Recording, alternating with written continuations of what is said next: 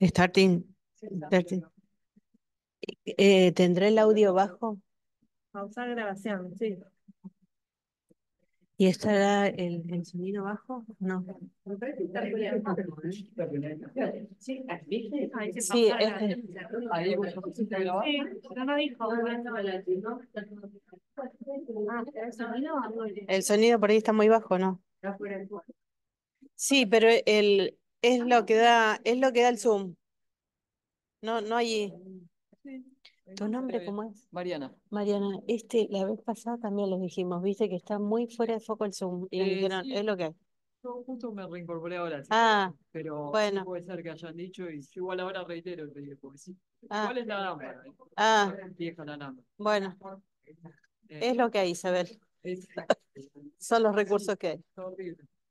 Sí, pero bueno. Bueno, ahí debería estar grabando. Bueno, hola, buenos días, muchas gracias.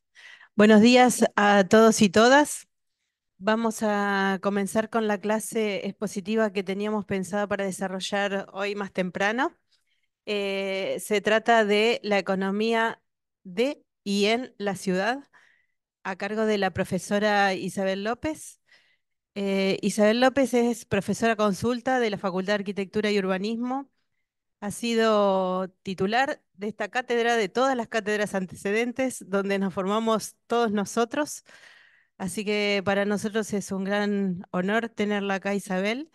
Y bueno, si bien hoy es un día complejo porque están alcanzados por las mesas de exámenes, les pedimos por favor que presten atención, que hagan todas las consultas que crean necesarias porque es un tema central para nosotros este. Así que bueno, queda presentada Isabel y iniciamos la clase. Hola, ¿se escucha? Yo no me escucho. Buenos días a todos. Los veo en la oscuridad. No se escondan, aunque sea economía, porque le voy a decir, menos la naturaleza, el resto, las cosas buenas y las malas las hicimos los seres humanos. O sea que tenemos que aprender a hacerlas mejor. Para eso estamos acá. Por otro lado, les voy a decir que economía urbana o economía de las ciudades o de la ciudad es mucho más complejo de lo que yo voy a hablarles hoy. Es simplemente esta introducción a la parte económica de la ciudad que es muy importante porque todo lo que nosotros vemos cristalizado sobre el territorio es parte del excedente de lo que nos sobró de comer, de vestirnos y de educarnos, que está cristalizado en la ciudad. Hay un antropólogo que me gusta mucho, que se llama Gabriel Gravano, que dice, bueno, nosotros decimos las ciudades desiguales, las duales, etcétera, pero en realidad, ¿por qué? Porque el excedente que se ha cristalizado para construir esa ciudad, o sea, la materialidad, beneficia a unos y a otros no. Entonces, estoy hablando siempre del capitalismo. Entonces me parece importante que lo miremos. Incluso fíjense en la imagen que he puesto en la portada, esta tiene formas distintas de apropiarse de la ciudad o de una urbanización que está cerca de la ciudad. Fíjense, en el fondo está la ciudad de Buenos Aires. Después hay un asentamiento informal más o menos armado y adelante una toma con carpas y, y pedazos de choza de refugios que, digamos, está tomando la gente para poder vivir en esa ciudad. Por otro lado, también les quiero aclarar que, por supuesto, no voy a hablar absolutamente de todos los temas, imposible, y que en general lo voy a asociar siempre a qué es lo que construimos o no construimos los arquitectos, como planificadores o como arquitectos.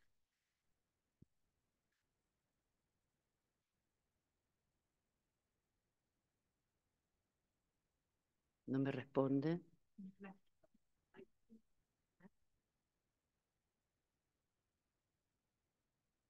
Bueno, con el mouse.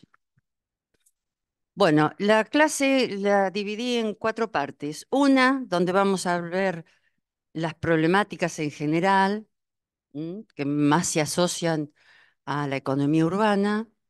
Otros conceptos básicos que tienen que ver fundamentalmente con la utilización de algunos conceptos que se dan en la ciudad y también fuera de la ciudad, pero que tienen que ver con la economía. El otro apartado, el número 3,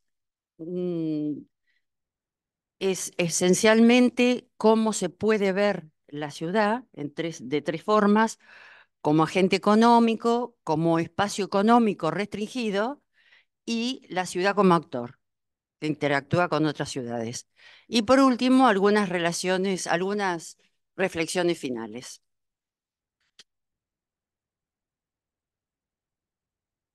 Uno de los primeros problemáticas, bueno, que ya la hablé, es el espacio que, digamos, que la gente que no tiene para comprarse una casa ni para comprarse un terreno, tiene que tomar. Entonces, en general y en estos últimos años, esto es en la parte, cuando estuvo el COVID, hubo una gran toma acá en La Plata, en un terreno que, para que se den cuenta lo grande que es, tiene la misma superficie que Madero, ¿m? Que está acá en el aeródromo.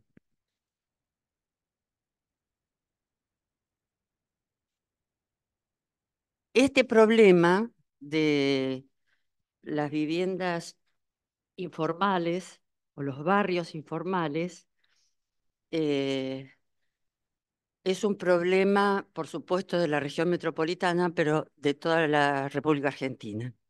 En el año 2017-2018 se aprobó una ley en la Nación, también lo hay en la provincia y estuvo antes, que otorgaba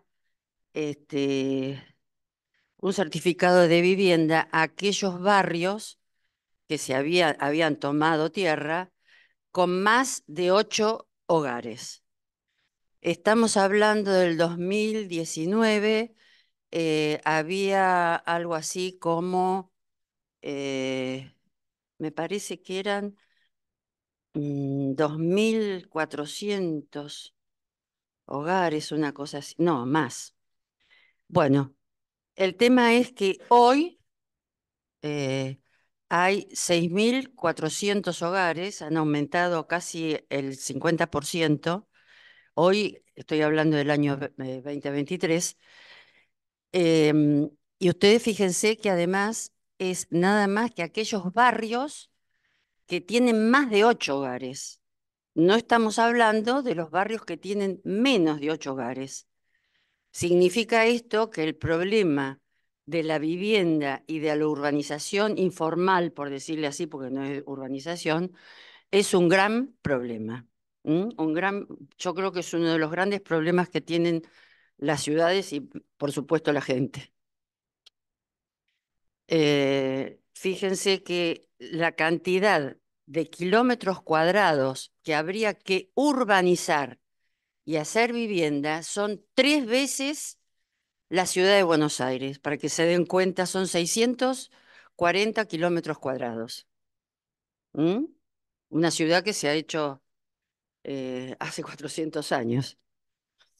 El otro problema es que, digamos, desde los grandes capitales, lo que tienen, digamos, tienen algunos problemas muchas veces con la tierra, se quejan de que no les dejan urbanizar los bañados, que no les dan los resultados, lo que invierten, etcétera. Y por otro lado, el Estado deja que se hagan emprendimientos en los bañados y que se tomen tierras públicas, como este ejemplo de acá en la Costanera Sur, que en realidad eso era la ciudad de Boca y lo rellenó el Estado.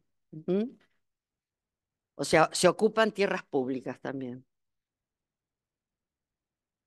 Otro tema, yo les diría que es como uno de los principales, además del no acceso de todos a la tierra y a la vivienda, es el valor del suelo. El valor del suelo, que ya lo vamos a ver, está en constante alza. ¿Mm? Este, y digamos, a medida que se va construyendo más y se va construyendo vías y formulando transporte, cada vez el precio del suelo está cada vez más alto hacia la periferia, ¿no?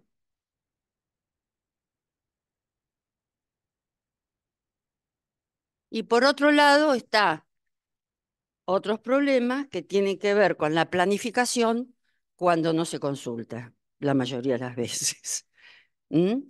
Entonces, en la Cava, por ejemplo, en la ciudad de Buenos Aires, se hicieron 119 convenios urbanísticos que lo aprobó la Cámara de Diputados de ellos, que realmente muchísimos son que están por fuera del modelo aprobado antes, con mayor densidad, eh, largando sombras, poniendo obstáculos a, a la gente que vive en los barrios.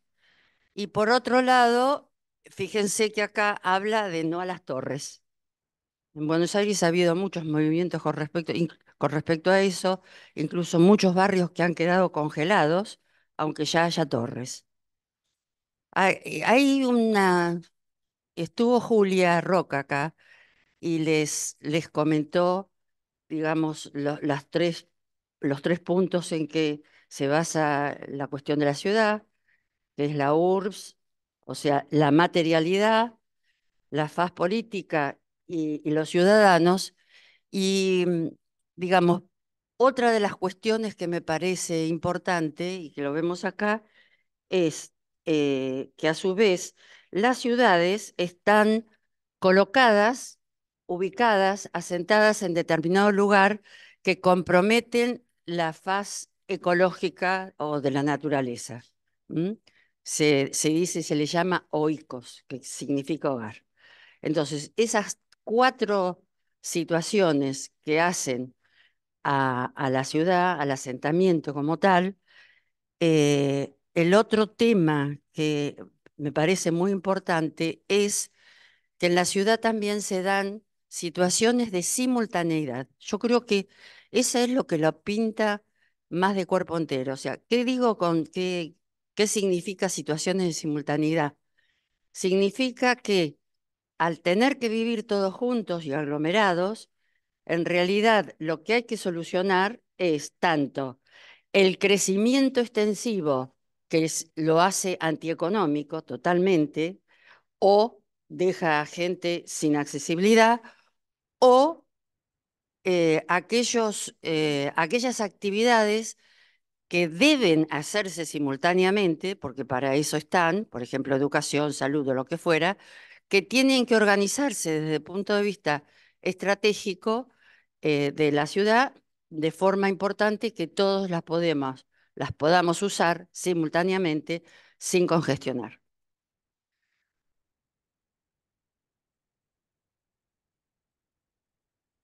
Los conceptos básicos. En realidad hay mucho escrito ahí, pero lo que a mí me parece importante es decir que es un conjunto de procesos de trabajo que están especializados en la producción de diferentes productos y que están interrelacionados mediante un flujo circular denominado interdependencia económica. Cuando digo, hay otras teorías que hablan del flujo circular solamente de dinero informal e informal, esto habla un geógrafo, pero a mí me parece que es muy importante tomarlo como proceso de trabajo. Ahora, ¿qué pasa con las economías? En realidad, toda sociedad, incluso cuando éramos casi monitos, nos teníamos que proveer de nuestros alimentos, de nuestras viviendas, de nuestra ropa. Ese era el trabajo que hacíamos cotidianamente. A medida que el hombre pudo empezar a acumular trigo para sobrevivir, para hacer harina, etcétera, o sea, a medida que pudo ir acumulando materiales, se fue transformando la economía. La economía. Entonces, en ese sentido, una de las, a ver, del nacimiento de las ciudades tiene que ver con una revolución agraria que pudo depositar o guardar todo el material para hacer los alimentos y que pudo vivir en sociedad y simultáneamente en las ciudades. Ahora, toda sociedad cuenta con un sistema económico, el que sea, ¿m? Que organiza los factores disponibles, eso es muy importante, para producir bienes y servicios para su reproducción. Entonces está la cuestión de la producción y de la reproducción. Por supuesto, los factores que hacen a la economía son el trabajo, el capital, los recursos naturales, el conocimiento y la información. Y que por supuesto se combinan de acuerdo a la tecnología y a los sectores de la producción. Y cada parte, cada industria o cada sector se llaman unidades productivas. Entonces, a partir de esto, tenemos dos procesos que son muy importantes, que hacen la economía. Uno que es el productivo y los reproductivos. El productivo es aquel que nosotros tenemos que trabajarlo, que tenemos que tener, que en general están orientadas a transformar recursos. Y los que hacemos con el trabajo. De todo tipo, también trabajo intelectual, hay trabajo con pala y hay trabajos como el que estoy haciendo ahora, que es de la enseñanza. Y el reproductivo, que es el que reproduce personas, son los trabajos de la educación, la salud, puede ser seguridad, es hoy, todos esos. En general, el que falla porque el productivo no le da pie a eso es el reproductivo. O sea, ¿por qué no podemos tener vivienda? O si la tenemos en situaciones muy críticas o sin urbanización. En realidad es porque el trabajo que nosotros hacemos en la faz productiva no alcanza para llevar a cabo lo reproductivo. Con eso es suficiente. Y, digamos, esas dos instancias se dan en nuestras sociedades, y estoy hablando de Argentina, el 92% de la población vive en ciudades, 94% según el censo del 22, vivimos en ciudades. Significa que no producimos lo suficiente o no nos pagan lo suficiente para poder tener una vivienda y una urbanización que nos otorgue servicios de saneamiento, de salud y de higiene, etcétera. ¿Qué actividades en general se realizan? En general hay 4 actividades, que es la primaria, que es la extracción directa de los recursos naturales. El secundario, que está ligado a la transformación de recursos en objetos, que son las industrias, para que nos entendamos. Las terciarias, que están ligadas, esos porcentajes que están ahí, el 3%, 43%, 53%, es de La Plata, por eso está puesto ahí, porque he trabajado con algunas cuestiones de la producción y de las actividades que se desarrollan en esta región.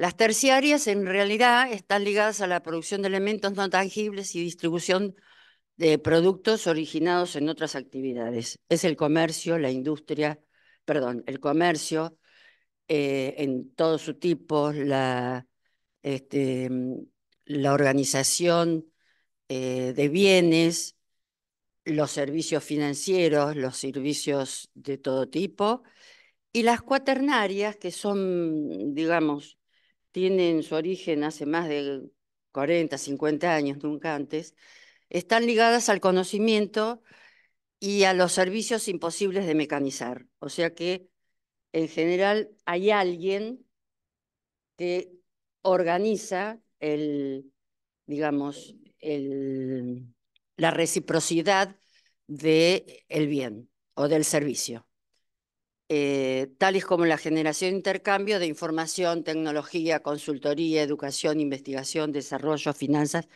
que en general hace a partir de la informática, en realidad eso se ha potenciado totalmente. Ha cambiado lo que antes en algún momento era lo primario, ahora ha pasado a ser cuaternario. ¿Por qué? Porque en realidad el primario, el campo se ha tecnologizado. Entonces prácticamente, y más en Latinoamérica, eh, la mayoría de la gente vive en ciudades como viva y no en las áreas rurales. Eh, las industrias en general, sacando Brasil, son bastante paupérrimas, o sea, no hemos tenido un desarrollo industrial importante, aunque la hay. Y lo que más significa en la parte de producción eh, es la parte comercial, pero no la elaboración de productos, sino solamente la venta.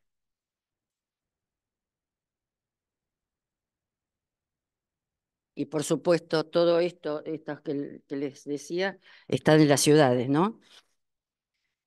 Eh, ¿Qué actores están presentes en la ciudad? Esto lo habló Julia, pero yo se los voy a repetir. Eh, ¿Y quienes la abordan? Están quienes producen la ciudad y trabajan como excedente, quienes usan como ciudadanos y consumen la ciudad, quienes la gobiernan, la regulan y la gobiernan, y nosotros que supuestamente estudiamos la ciudad. Y desde las escalas de actuación, los actores pueden ser estrictamente locales, yo creo que cada vez son menos, por lo menos los que producen, regionales y nacionales. El regional sí es importante, y los globales, o sea, los que están en algún lugar del mundo. Cada vez, digamos, del estrictamente local ha pasado al global. Y fíjense ustedes si en todo lo que nos venden, no me acuerdo en este momento el nombre, las,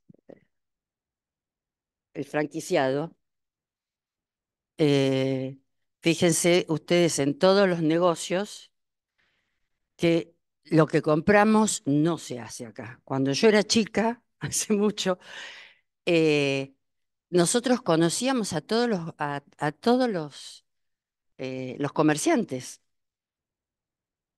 ¿Mm? ¿Por qué? Porque vivían en la ciudad, vivían de ese comercio, vivían de esa industria. Hoy lo que compramos, no solamente los shopping, sino por fuera de los shopping, o viene de China o viene de lugares que nosotros ni sabemos quién los hizo. Entonces, el franquiciado es una forma de comerciar que para ustedes les parece natural, pero no es natural, porque en realidad eso da trabajo a otros y nosotros lo único que hacemos es comprarlo, si queremos. ¿Vieron que ahora se usan esos pollitos de Taiwán? Me he reído el otro día. Bueno, hasta compramos los pollitos de Taiwán. Es de locos. Vi a tres con los pollitos de Taiwán y dijo, pasa, se volvieron locos. Y después vi en Avenida 7 que había una señora que vendía los pollitos. No, pero en cualquier momento. Era como que nacían así, la verdad, muy gracioso. Pero yo creo que nos venden cualquier cosa. Por otro lado, les comento, en el año 68, que yo estaba estudiando, todavía no me había recibido, estaba como ustedes, en toda calle 7 había un solo señor que vendía billeteras o portadocumentos con traje y un trapito en el suelo. No me lo olvido más porque encima nos vino la policía y nos cagó a palos. Y mi compañero le revolvió todas las billeteras a este señor. Fíjense cómo ha cambiado la sociedad. El señor que tenía, que estaba enfrente era Del Mar, que era el presidente del club de gimnasia, etcétera. Hoy, bueno, además que no lo conozco, Del Mar murió, me quedan algunos pulobres, y si quiero algún pullover tengo que ir a Port Said o qué sé yo, que ni sé dónde se hacen. Yo esto que lo digo en chiste, creo que es lo que nos está reventando, pero es así. Eso y que la financiación o la financiarización de este mundo se ha despegado totalmente de lo que es la faz productiva y el Estado. Entonces, creo que en algún momento alguien va a tener que hacer algo con todo esto. Buah, voy a seguir más rápido porque si no me... Hablando de los pollitos, alguien se lo tenía que decir, porque quedé anonadada. Bueno, los actores entonces de la ciudad son actores con racionalidad económica, o sea, buscan la ganancia, ¿m? Con racionalidad ciudadana, o sea, son consumidores de lo que nos da la ciudad, desde la plaza hasta el agua, etcétera, y los actores del sistema político institucional. ¿Qué otra cosa me parece importante? Es que el sistema de economía política o política económica no es igual y las ciudades no se producen de la misma forma según eh, la economía. Entonces, tenemos allá arriba el capitalismo, que puede ser capitalismo de los países centrales, capitalismo de Estado en China y capitalismo norteamericano. Hay para todos los gustos, donde hay un mercado, consumidores y productores. ¿Mm? Esto, aunque parezca así, mm, digamos, muy duro, en realidad me parece que es una de las cosas más importantes para saber, digamos, en qué ciudad y cómo se produce la ciudad. Por otro lado está el socialismo, el marxismo, que en realidad lo que sostiene es la planificación centralizada desde el Estado, que ya no existe prácticamente, está Cuba, eh, y que supuestamente terminará en el comunismo sin Estado, todos felices y contentos. Yo creo que Marx se había tomado algo. Y por otro lado, las cosas en las que más creo, que es la economía mixta y la economía popular o solidaria, que sería como una mezcla, algo sin irse a los dos extremos. En realidad, la economía mixta, que ahora les voy a poner un ejemplo, es el desarrollo del capitalismo, pero asociado a que el Estado promueva algunas formas de reproducción como la vivienda, como lo hizo este país con sus deficiencias entre 1930 y 1980, que estaba ese modelo. Por otro lado está la economía popular o solidaria, que es la economía que, digamos, los trabajadores se asocian y no hay una jerarquía en la programación del trabajo, sino que cobran entre todos, trabajan entre todos, lo estoy haciendo muy fácil. esa foto pertenece a una pareja que estaba limpiando el bosque, que son parte de la economía solidaria, y le saqué una foto, quisieron que le sacara una foto y me encantó. Es lo que promueve el asociativismo, la cooperación y la autogestión. ¿Mm? Fíjense esto, yo acá les puse ejemplos de cómo construyen la ciudad. El capitalismo neoliberal en realidad construye todos esos modelos que están ahí arriba. Y puse a propósito, está Londres y acá una ciudad china. Yo porque los chinos parecen unos cucos, en realidad lo que hacen es el Estado programa la economía y hay producción también privada. ¿Mm? El marxismo lo que hizo en sus momentos que en Rusia y en otros países de Occidente, de Oriente, perdón, trabajaba muchísimo la vivienda colectiva porque la proveía el Estado. Y por otro lado están los ejemplos que están a la izquierda de economía mixta, donde interactúa el mercado con el Estado keynesiano o de desarrollo, ¿no? De bienestar, Estado de bienestar. Este es un ejemplo de un conjunto habitacional que está en Buenos Aires, no me acuerdo en este momento.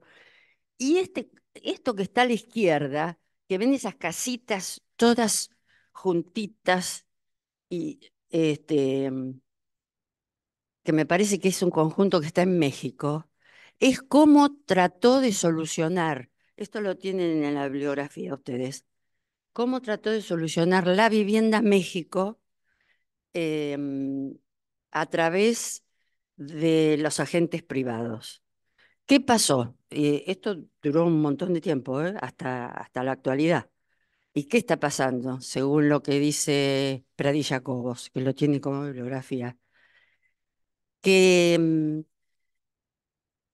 los privados compraron tierra tan lejos que la gente no va a vivir ahí, porque no puede, digamos, no está cerca de su trabajo.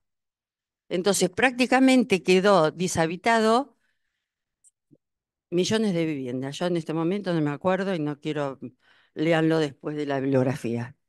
Lo mismo pasó en Chile. En Chile he visto yo viviendas o en realidad eran mini viviendas muy chiquitas o incluso algunos que tenían baño y un localcito al lado, pero tirados por la nada misma y era imposible, digamos, o sea, la gente no podía ir ahí porque no estaba cerca de su trabajo, si es que tenía trabajo. Bueno, la última parte de estos conceptos es que, por supuesto, hay una interrelación de componentes en la ciudad, este, con una dinámica organizados en función del rol y las actividades. Acá lo que me interesa decir es que entre los movimientos sociales o los partidos políticos, los actores de la producción y las finanzas y el Estado, hay tres componentes, tres grandes componentes que todos en general y al interior de ellos muchas veces entran en conflicto y hay que ver quién toma las decisiones y cómo se toman las decisiones. Eso es lo que importa a la hora de estar hablando de cómo son las ciudades. ¿M?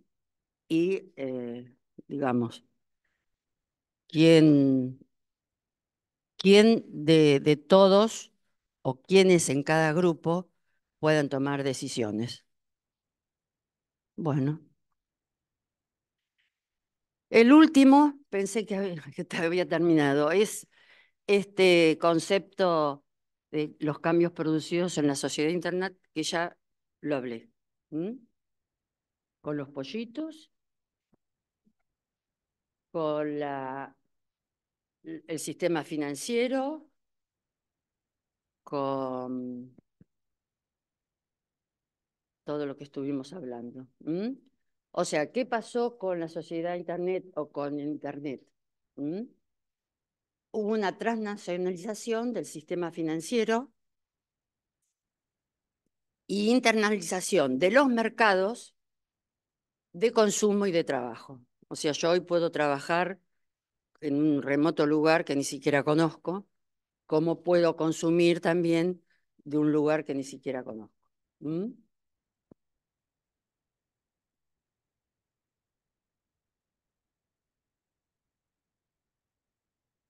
Fíjense, esa foto que está allá a la izquierda es del año 2000, o sea que tiene 24 años, de todos los McDonald's que había en Pekín.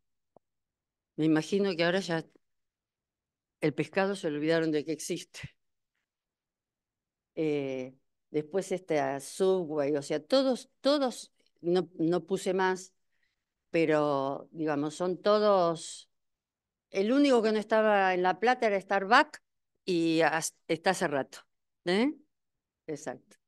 O sea, todo eso, si bien produce trabajo y una remuneración, en realidad se vuelve eh, el trabajo, van bajando los salarios y prácticamente compiten con cualquier cafetería que pueda poner uno. ¿Mm? Y para mí el sumum es la empresa inmobiliaria Remax, porque en realidad los capitales son australianos. Entonces, fíjense que lo que hacen es vender una vivienda o un departamento, lo que fuera, en La Plata o en cualquier lado, y la comisión se la llevan a Australia.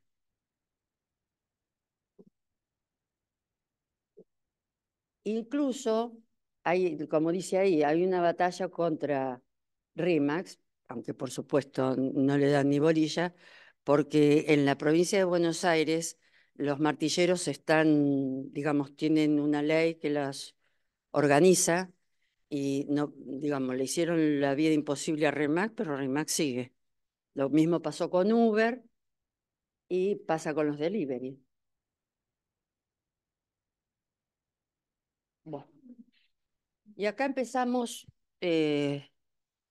con la ciudad. ¿Cómo, cómo se ve? Yo creo que hay cosas eh, digamos, que son generales, que depende de la ciudad en que trabajamos, eh, se corresponde más o menos con todo lo que les voy a decir. Por eso le puse de ejemplo la ciudad de La Plata. Bueno, se apoya la teoría, digamos, para interpretar la ciudad en tres puntos. Uno como agente económico, otro como espacio económico restringido a determinado sitio, ubicación, y otro como territorio que interactúa con otras ciudades y territorios. Entonces, vamos a ir desarrollando a medida el uno, que es agente económico. Bueno, ya. Ahí está. Como agente económico, la ciudad tradicionalmente tiene que ver con las funciones que ejerce, ¿no? Digamos, es muy distinto a la ciudad de La Plata de otra ciudad del interior, fundamentalmente porque tiene administración pública, porque es una ciudad capital. Pero a su vez, si lo juntamos con la región, también tiene una industria como YPF o como Techin, que, digamos, abarca, digamos, da trabajo y mueve la economía local. También el patrimonio que posee cada ciudad, por eso hay muchas cuestiones que cada vez se transforman más en patrimonio y hace que la ciudad pueda mostrar en forma de turismo algunos, digamos, algunos edificios o costumbres o fiestas. Esto, digamos, es una tendencia bastante llevada a cabo. También, según el autor, que saqué Centro Autónomo de Decisiones. A mí me perdona, pero me parece que cada vez menos. Por eso digo que hay que tomarlo todo con pinzas. Algunas decisiones pueden ser autónomas, otras no. Generadora de exteriorizaciones. Y acá, digamos, ¿qué quiere decir esto? Es que hay algunas actividades que se pueden beneficiar y otras que no de estar en la ciudad. Por ejemplo, si estamos en una región metropolitana y hay congestión, degradación, polución, etcétera, en realidad tenemos efectos desfavorables. De esos, en general, todo eso se da en las grandes metrópolis, en la región metropolitana de Buenos Aires, en Rosario o en Córdoba, supónganse, en Mendoza. Pero también, debido a la justaposición de situaciones, hay cuestiones que son favorables, o sea, en general tienen universidades esas ciudades, o sea, me puedo educar, o tienen más información, etcétera. Es un espacio que contiene factores productivos, mercado de servicios y mano de obra, y es un centro de formación y redistribución de valor. Digo, de valor y de disvalor, porque tiene mucho que ver con la generadora de esterilizaciones. No es lo mismo una ciudad que tiene universidad, que tiene un hospital en relación a la generación de servicios, o que tiene, por ejemplo, una sola industria que posiblemente, que puede ser posible de desafectarse. Estoy pensando en Campana, Zárate y todo eso con respecto a lo que está sucediendo ahora, que es la desactivación de Atucha. ¿Mm? Hay muchísimos problemas.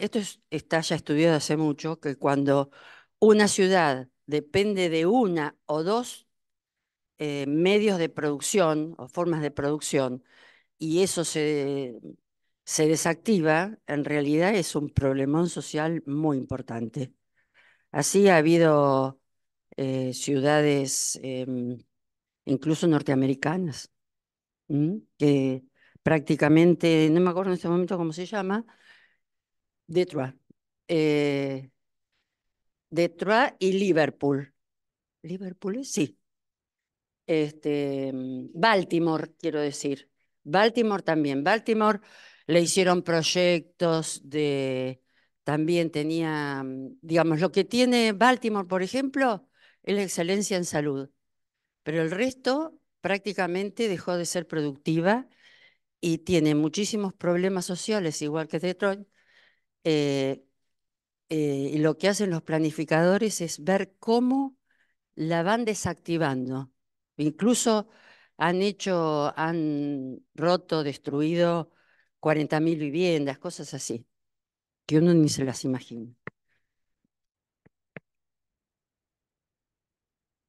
Fíjense cómo este proceso del comercio se fue activando en La Plata, ¿no? A medida que se desactivaban las industrias en la década del 90 y le pagaban el despido a la gente, fíjense acá en la parte de comercio, es año 84 al año 96. Los comercios cómo fueron creciendo en el casco. La transformación de objetos también, y las empresas de transporte que eran los servicios de remis. Que no sé, ustedes no se van a acordar, pero había remis hasta a la vuelta de la esquina, en todas las esquinas. Vaya a saber qué es lo que sucede ahora. Esto lo hizo una becaria mía que estuvo muy bueno el trabajo. Fíjense la desindustrialización que ocupa Argentina, cómo va bajando, sube un poquitito. Esto repercutido en casi todas las ciudades. En 1974 teníamos el salario más alto de toda la historia argentina, y a medida que fue bajando o este, se fue desarmando toda la parte industrial, que tampoco estaba tan desarrollada, todo se vino para abajo. Y por otro lado, fíjense el lado derecho que habla, según el censo del 2001, desaparecieron, o están por desaparecer 602 pueblos, que eso fue con la retirada o la venta de los ferrocarriles.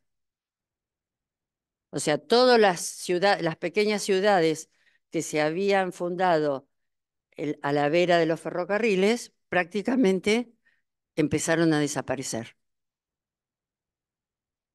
Esto sucedió en Santa Fe, Buenos Aires y Córdoba, fundamentalmente.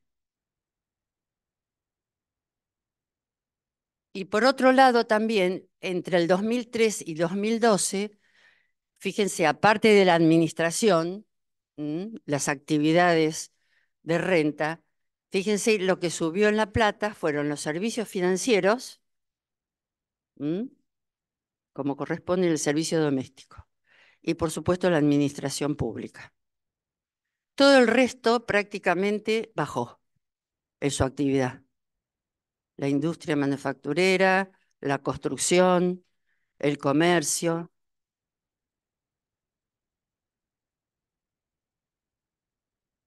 O sea, se dio la tendencia mundial.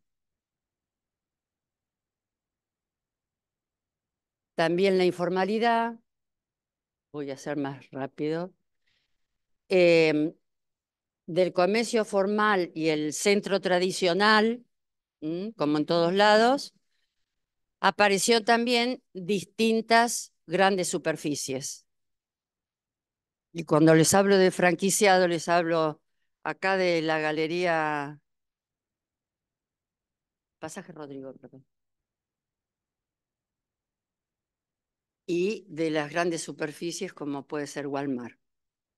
Walmart tiene estudiado hasta la forma de no tener en depósito mercadería que no se venda. Entonces, ¿qué hace? Está constantemente girando con los camiones, con la mercadería. Eso hace que utilicen nuestros pavimentos con carga como parte de su depósito, para no tener ninguna mercadería estancada.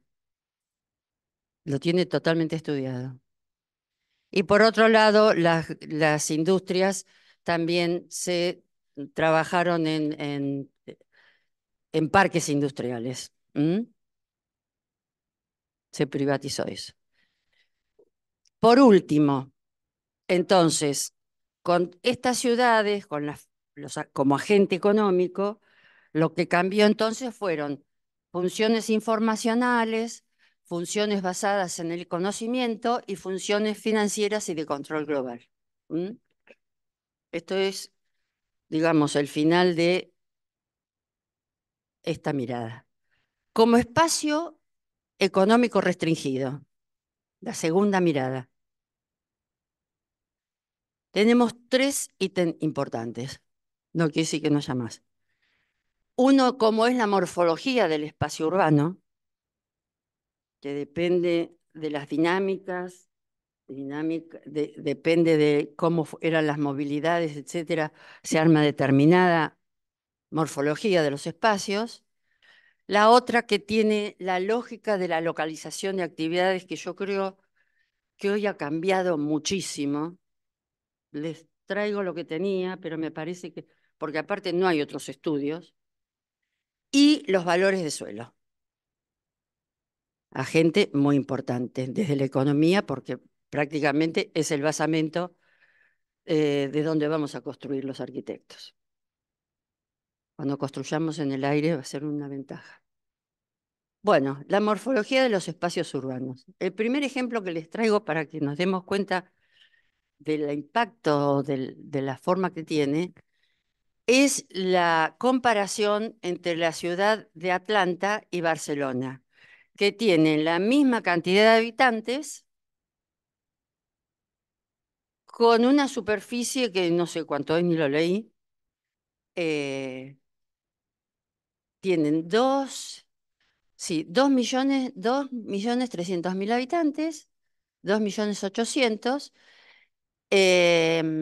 Barcelona tiene 162 kilómetros cuadrados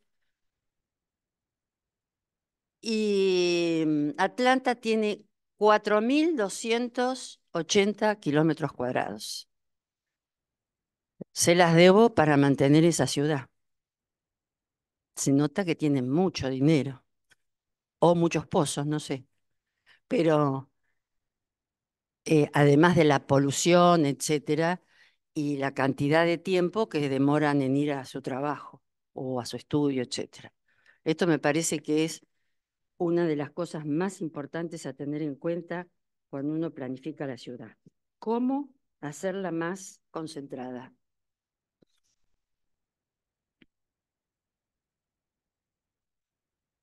La otra, digamos, acá les traigo, bueno, cómo son, qué densidad tiene cada distintas ciudades y que para mí tiene mucho que ver con la economía de ese país y la economía y la historia, la tradición de cada ciudad, ¿no? Entonces, fíjense, esto es una medida energética de consumo, etcétera, no les voy a explicar mucho, pero fíjense, arriba de todo, entre 20 y 25, yo diría 10 habitantes por hectárea, están todas las ciudades norteamericanas, son las amarillas. Prácticamente para nuestra ley de suelo es una densidad rural, porque nosotros tenemos hasta 30 habitantes, más bajo. Después están, ay, ¿qué dice ahí? ¿Para qué habré puesto esa flecha? Está Europa, está también Canadá, pero fíjense, en Europa están todas entre los 50 y 75 habitantes por hectárea. Esa es Frankfurt. Moscú tiene 150 y Singapur y Tokio, que son las verdecitas, tienen entre 75 y 100 habitantes por hectárea. Entonces, significa que Atlanta está por allá y, bueno, en esta cosa no tengo Barcelona, pero Barcelona tiene una densidad muy importante. Tengo un amigo que la primera vez que vino a Buenos Aires, catalanes, eh, se le ocurrió ir del hotel a ver a Boca, acostumbrado a que caminaba por Barcelona. Llegó reventado y volvió más reventado, porque él no sabía, no se le ocurrió, urbanista el muchacho, no se le ocurrió pensar que las ciudades eran densas de distintas formas. Lo cuenta siempre, pobre, y a mí me sirve para esto. Bueno, la otra cuestión muy importante que hace a la morfología y que tiene que ver con esto es la distancia al centro y la accesibilidad. Esto que estoy mostrando acá, aquello es Ciudad de Santiago de Chile. Fíjense, aquellos son el centro económico de Santiago de Chile y cómo van bajando las densidades. El amarillo ya es baja densidad. Aquello es, digamos, que tiene la densidad tan concentrada en el centro, es una antigua ciudad norteamericana. Y esta, que tiene varios picos de alta densidad, es una ciudad que ya tiene em, ciudades alrededor con también densidades importantes. Ahora, fíjense que en todos los casos siempre la densidad va bajando hacia afuera. Lo que no quiere decir que haya sucedido lo contrario y que por eso se inventó la renovación urbana y por eso, digamos, y esos fueron efectos también de la planificación, fundamentalmente en Estados Unidos. En Estados Unidos lo que pasó es que un señor que era director de planeamiento, se llamaba Mouse, tuvo 48 años, fue el que inventó las autopistas y los barrios exteriores. con eso salvó del capitalismo post Segunda Guerra, post Primera Guerra, post Segunda Guerra. Ahora, ¿qué pasó? Que quedaron toda la gente de raza negra en los centros y después le tocó la gentrificación, o sea, rompió todos los centros y los renovó para volver a valorar el suelo.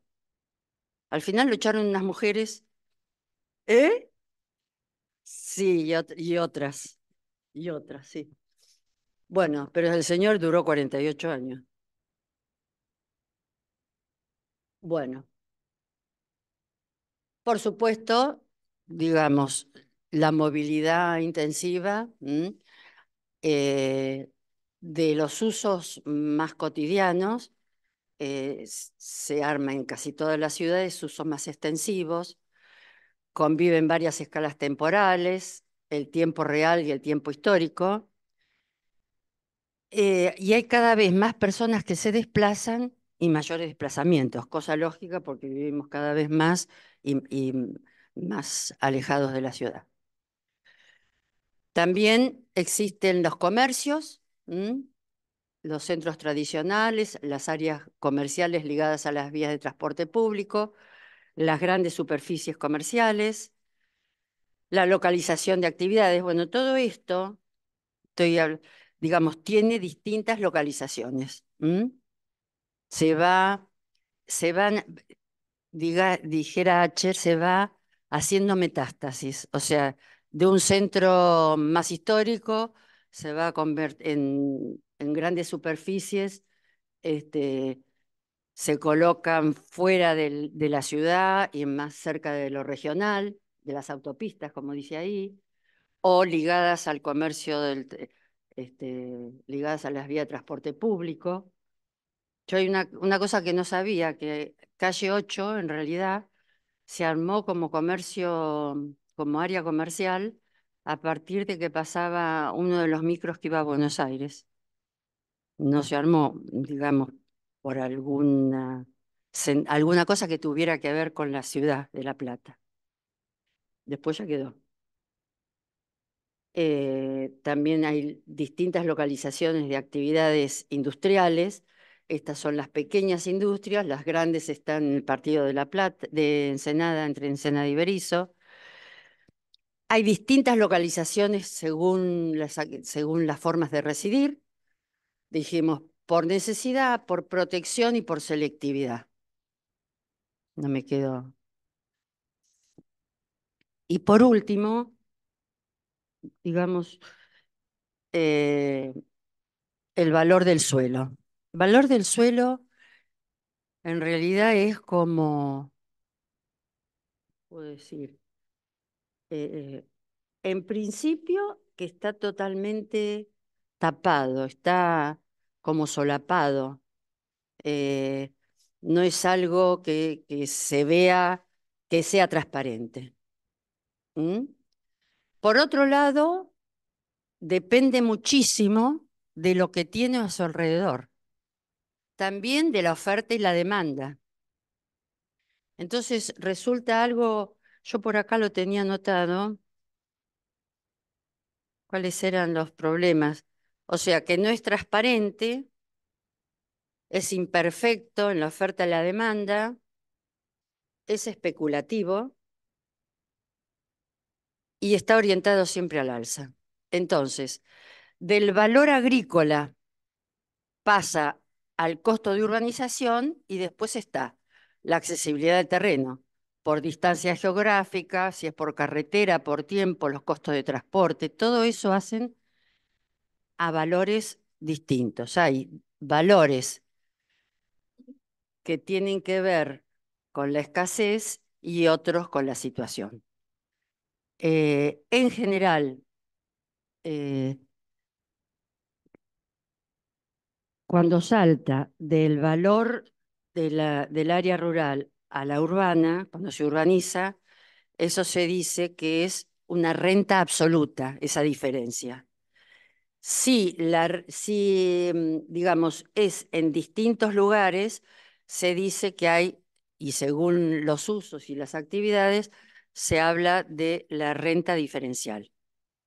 Les digo nada más que eso porque también lo hay desde lo rural, de acuerdo a la utilidad que se le dé.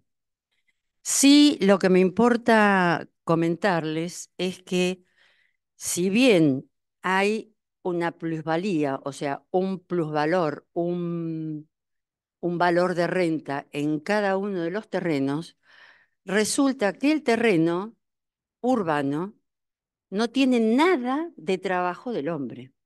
Entonces, ahí es donde empieza el conflicto y a Marx no se lo pueden borrar de la cabeza, porque es cierto, ningún terreno urbano tiene el valor que uno le podría dar. Primero, que el valor se lo da todo lo que tiene alrededor que no lo hizo el propietario. Y segundo, que en el terreno, como no va a plantar, el suelo no lo hizo él. Entonces, eso para mí hay que seguir discutiéndolo. Eso es lo que estoy hablando en el libro. Me parece que hay que seguir discutiéndolo y que hay que trabajar la ciudad como un bien común, digamos, hay que inventar nuevas formas de mirar las cosas. Bueno,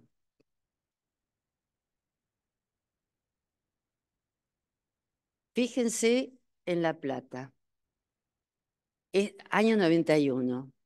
Dentro del casco hay, el valor es de 44 a 172 dólares por metro cuadrado, 129 a, 120 a 222, 22 a 47. Y fíjense lo que pasó en el 2010 y el 2016, que también lo tenía anotado acá. El,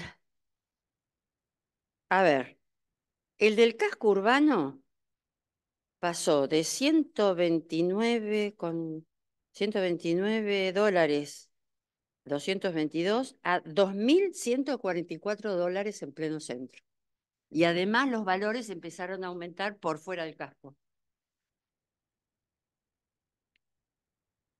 Al norte, de 43 dólares, que era lo más bajo, al 2016, 188 dólares por metro cuadrado.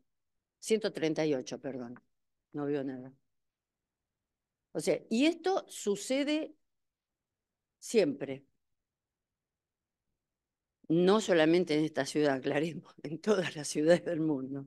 Cuando en realidad el terreno no lo hicimos nosotros. Nadie trabajó para hacerlo. Sí trabajamos todos e intergeneracionalmente para darle valor a ese. Bueno, esto es un trabajo que hizo la SIC. También fíjense la diferencia que hay en las normativas. Esta normativa, la de la izquierda, que era del año 78, tenía un solo centro. La nueva normativa ya reconoce más centros. Es lo que les mostré que pasaba en Estados Unidos. Entonces, ¿qué significa esto? Que esas centralidades aumentan los valores del suelo porque estamos cerca de esa centralidad.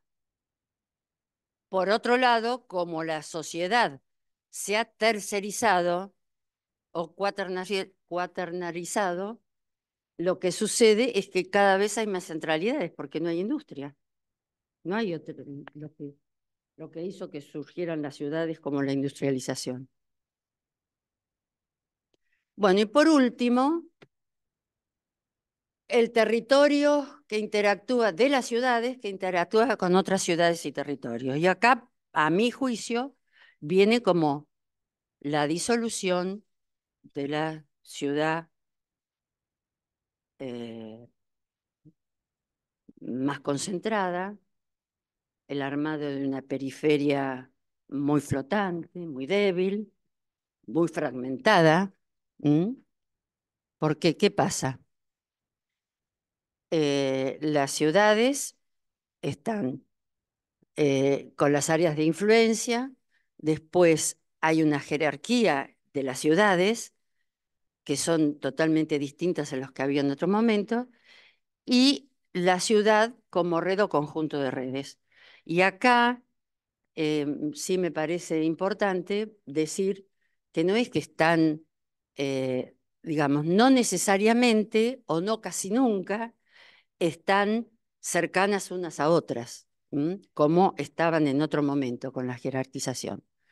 Entonces, como área de influencia de la ciudad, acá tenemos la microrregión, pero por supuesto que pertenecemos al área metropolitana y competimos con el área metropolitana como está ya la ciudad de París. Como les dije al principio, también hay un espacio económico y ecológico. Por eso lo traje acá, porque si bien la ciudad y las actividades se globalizaron, la ciudad tiene un sustento ecológico local. Yo creo que ese es el gran tema, el darse cuenta de que esas cosas suceden. O sea, el agua que tomamos es de acá, esté podrida, esté alterada. Las cloacas son a lo sumo regionales. Los servicios de transporte son locales, pero el trabajo a lo mejor está en otro lado. ¿Mm? O nosotros trabajamos por otro lado.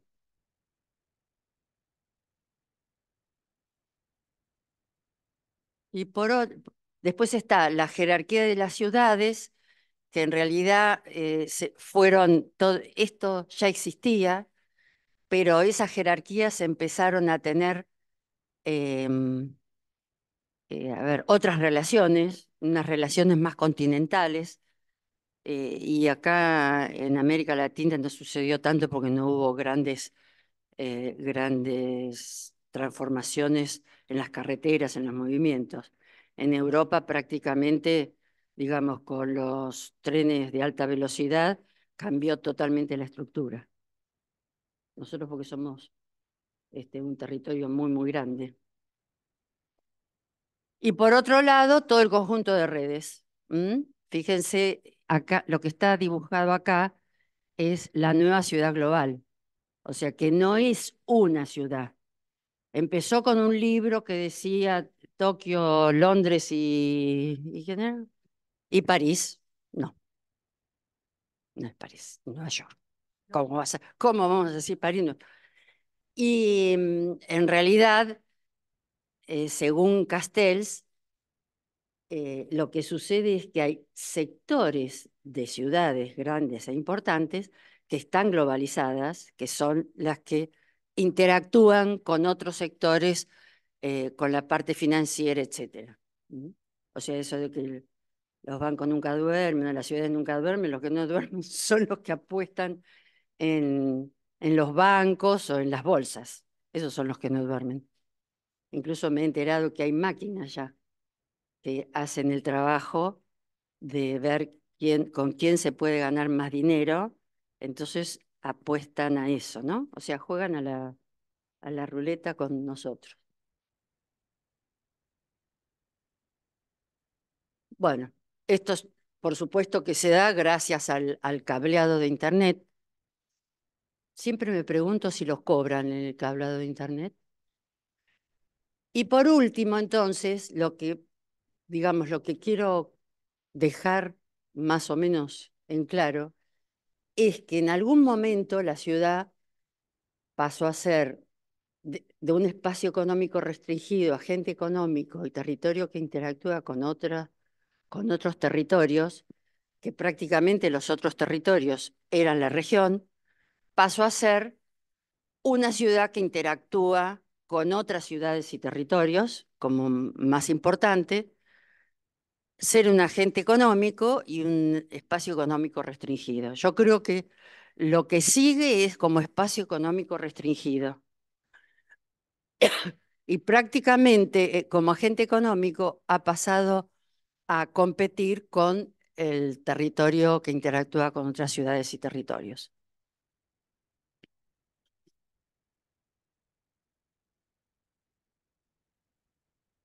Bueno, y ya los estoy por dejar.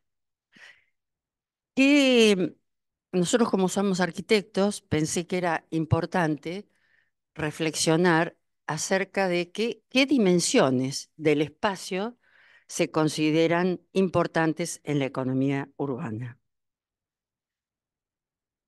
Una es la distancia a vencer entre los lugares, o sea, cómo me muevo, cómo organizo la simultaneidad, para que no sea, para que no haya deseconomía en la organización de la ciudad, de la cotidianidad. ¿Mm?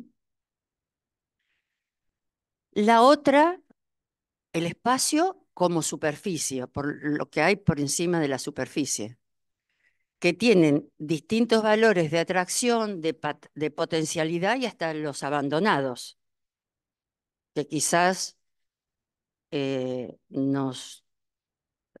digamos, no nos beneficia a nuestra casa o a nuestro barrio, ¿no? Incluso los prejuicios. La otra es como lugar.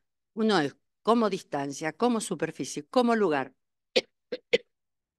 Y como lugar, en base a lo que hablamos de densidad, etcétera, es cómo es capaz de ser ordenado al menor costo. Seguramente que desparramando la ciudad no va. Haciendo vivienda individual no va. ¿Mm? Y hoy el espacio de los lugares también se transforma en el espacio de los flujos. Aquellos tres es de algún autor, esto es mío. El agregado final. ¿Mm? A mí me parece esto de los lugares y el espacio muy importante cuando voy a proyectar. La otra cuestión es de qué dependen las distancias entre espacios. Bueno, y ahí hay, en principio, creo que el valor del suelo y la movilidad que tenga la población. O sea, no es lo mismo moverse a pie, en bicicleta, en auto, tener muy mal transporte público. Entonces, lo que escribí ahí es, mientras las ciudades se rodean de espacios urbanizados, dilatados y fragmentados de todo tipo, que eso empezó en 1080 más o menos. Primero se empezó a ir la gente porque no podía pagar determinados servicios hacia afuera, se compró casitas más baratas y después se engrosó con los country, los clubes de barrio, los clubes de campo y la vivienda informal. Entonces, que interactúan con su región, otras ciudades o sectores urbanos y territorios lo hacen por redes.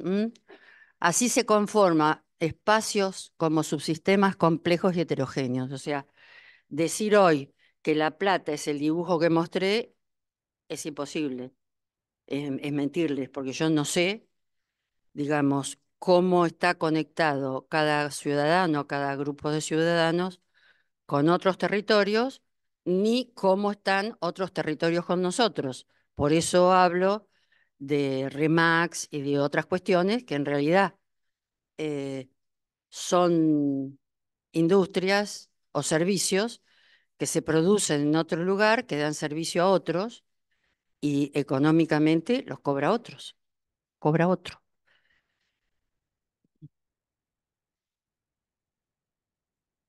Los principios de la economía urbana. Y esto sí es como síntesis. Primero, la aglomeración. Esto creo que era en algún momento, digamos, cuando las distancias eran a pie, seguramente que esto era aglomeración. Después fue cambiando. El principio de accesibilidad o de competencia espacial entre localizaciones, ¿no? El de interacción espacial o de demanda de movilidad. Fíjense que estamos siempre hablando de la movilidad, ¿no? Y de contactos. El principio de sinergia o concentración espacial de actividades económicas, porque hacen eficiente el desarrollo de la actividad Y un principio, que eso también lo agregué yo, que me parece muy importante, que es contradictorio entre lo que da el valor de uso y el valor de cambio. El valor de uso es lo que hacemos los arquitectos. Eso tiene un valor de uso que no es económico. Simplemente es de eh, la, las bondades que nosotros otorgamos y que la ciudad otorga para vivir, trabajar, moverse, etcétera. Eso creo que es el valor de uso importante. Pero la contradicción es que también tiene valor de cambio. Entonces, me parece que eso también es central a la hora de pensar en la ciudad. Y hoy se suma el principio de lo local en competencia con lo global y que la urbanización sigue capturando el excedente del capital a escalas geográficas cada vez mayores. Eso me parece central. ¿Vieron que apareció una ciudad lineal en medio de la península arábiga? Es una cosa, fíjense en internet. O, bueno, las ciudades chinas son lo más. O Abu Dhabi, donde se hizo no sé cómo se llama, donde se hizo el último mundial. ¿Cómo se llama? ¿Abu Dhabi? No, Dubái. Bueno, la gente que queda deslumbrada con la arquitectura, pero la ciudad se inunda toda Qatar. Entonces, los capitales que andan por ahí van a esos lugares y para desarrollarse hacen esas cosas. Entonces, sirven también como lugar de turismo. Otra de las cuestiones que está cada vez más metidas, digamos, en el corazón de la gente que van a hacer turismo, digamos, a lugares que, por ejemplo, tienen pistas de nieve, eh, por supuesto, trucha, en los edificios, arriba. Bueno, esas cosas son todo excedentes, que no va a la panza de nadie. Bueno, la captura de excedente del capital a escalas geográficas me parece que es muy importante. Eso se ve muchísimo en China. En China declaran, digamos, unos límites y ahí se puede ser capitalista y ahí el Estado promueve todos los edificios que se les ocurran. Pero también tienen promoción del desarrollo, de la informática, etcétera. No solamente urbanizan. Bueno, y por último, sí, lo voy a seguir con la concentración y por qué algunas ciudades pueden tener determinadas cuestiones y otras no. Em, Acá resulta que lo que se plasma en las ciudades realmente es el desarrollo desigual. Desigualdad que no es pobreza. Desigualdad significa, como dice ahí, que en Chile, por ejemplo, el 1% más rico acumula el 49,8% de la riqueza. Parecido pasa en Brasil y parecido pasa en México, son los más oscuros. Después, en Estados Unidos, el 1% más rico acumula el 34,91%, en Argentina el 25,6%. Digamos, esto es lo que nosotros podemos observar desde las ciudades, pero sin darnos cuenta. Entonces, por eso lo traje a colación. Allá dice, ah, dice que el 1%, fíjense lo que es el diagrama que está a mi derecha. ¿Vieron dónde termina? Bueno, ahí, el 1% de la población mundial controla el 38, dice, por ciento de la riqueza global, mientras que el 50% de la población más pobre solo posee el 2% del total. Fíjense qué es lo que está ahí abajo, a la izquierda. Bueno, y con esto doy por terminada mi charla. Si quieren preguntarme algo, acá estoy, despierten, vayan y se compren un pollito ¿Eh? Sí, sí.